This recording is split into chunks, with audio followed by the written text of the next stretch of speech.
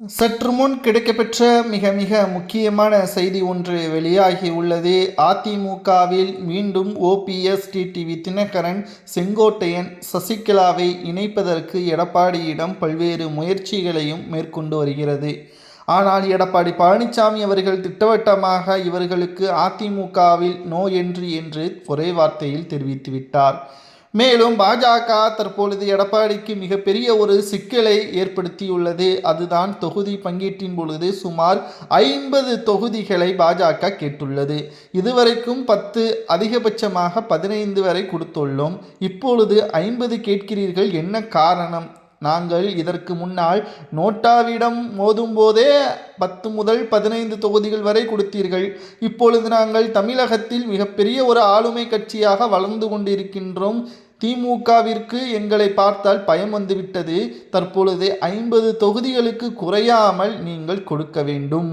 அப்படி நீங்கள் குறைவாகத்தான் கொடுப்பீர்கள் என்றால் கட்சியிலிருந்து நீக்கப்பட்ட ஓபிஎஸ், சசிகலா, டிடிவி தினகரனை மீண்டும் இணையுங்கள்.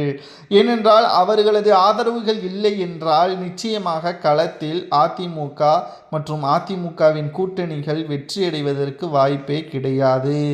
மேலும் உங்களுக்கும் தொகுதிகள் பங்கீட்டின் பொழுது மிகப்பெரிய ஒரு இடையூறாக அமையும். பாஜக தெரிவித்த இந்த ஒற்றை வார்த்தையால் என்ன செய்வதென்று தெரியாமல் அதிர்ச்சியில் இருக்கிறார் எடப்பாடி.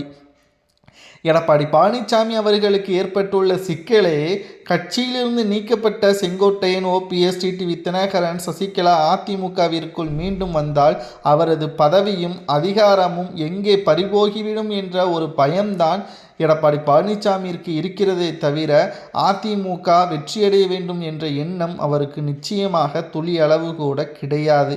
சொல்லப்போனால் அதிமுக வெற்றியடைவதற்கான வழிகள் எல்லாமே மக்களே பார்த்து கொள்வார்கள்.